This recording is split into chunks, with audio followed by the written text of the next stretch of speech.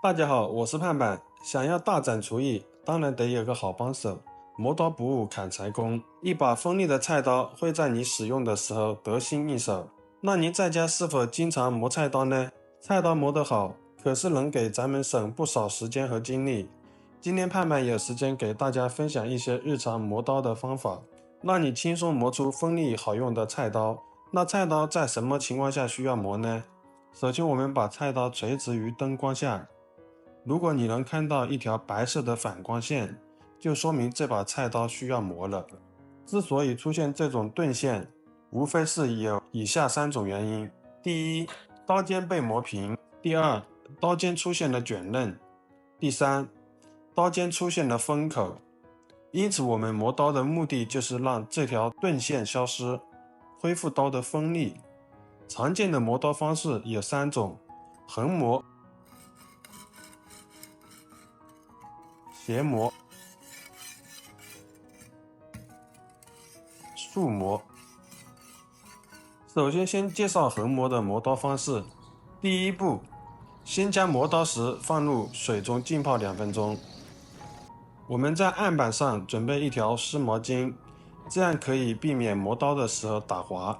先把磨刀石上面浇上淡盐水，这样可以防止在摩擦的过程中产生高温。说一下握刀的姿势，大拇指顶住刀背，刀背位于大拇指正中间，食指按压在刀身上，另外一只手保持扶稳的姿势即可。刀背和磨刀石之间始终保持一个食指的高度。磨刀采用的方式是轻推重拉，就是轻轻地推上去，然后稍微用力向后拉回。因为前推是强刃走，而后拉是顺刃走，所以后拉时要加力，这样既可以磨好刀刃，又避免刀刃受损。除了轻推重拉之外，整个磨刀的过程力度是一个曲线变化的，具体来说就是由小变大，再由大变小。最开始磨刀的时候要力度较小，因为磨刀石和刀刃的贴面积很小，微小的力度的操作可以有效地保护刀刃及保护油石。随着磨刀的持续，磨刀石和刀刃之间就会变得越来越贴合，就可以逐渐地加大力度，磨到最后刀刃变得越来越锋利。一面磨好以后，我们翻过来继续磨，保持正反2面磨刀的次数差不多即可。整个磨刀的过程中，我们需要不停地加盐水，盐水沸点更高，降温效果更优于清水。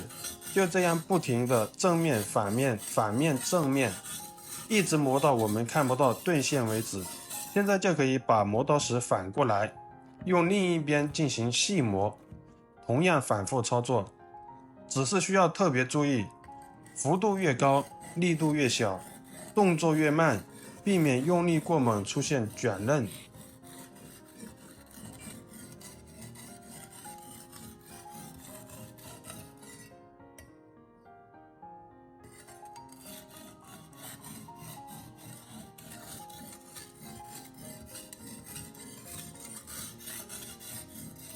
好了，这个时候菜刀已经很锋利了，家庭已经足够使用了。如果不小心出现了卷刃怎么办？那么可以采用第2种磨刀方法，斜磨可以消除卷刃。斜磨的方式和横磨是一样的，不同的是角度像这样斜着来回的磨。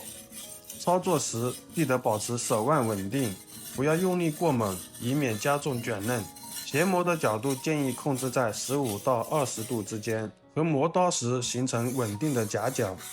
每一面斜磨15到20次即可，交替打磨，让刀刃受力更均匀。磨刀后用手指轻触刀刃测试，没有毛刺感就说明卷刃已经恢复。最后分享的方法是竖磨，先把刀放平，然后稍微的上翘，这样来回竖着磨。这种方法只作为修复卷刃和重新开封等特殊情况下使用。很多人都喜欢这样磨刀，因为比较简单。这样磨刀除了把刀磨得越来越直之外，还会损伤刀刃。竖磨过后刀也会变快，毕竟刀不管你怎么磨，也总比不磨强。给大家看一看磨好之后的刀锋，用它来切苹果就跟完事的，根本就不需要用力，轻轻一拉就好了。相比于没磨刀之前切土豆都容易打滑，但是按我这个方法磨过之后真的是轻松100倍。好了，今天的视频就分享到这里。如果您觉得这个视频不错的话，请大家多多转发，让更多的人关注。咱们下期视频再见。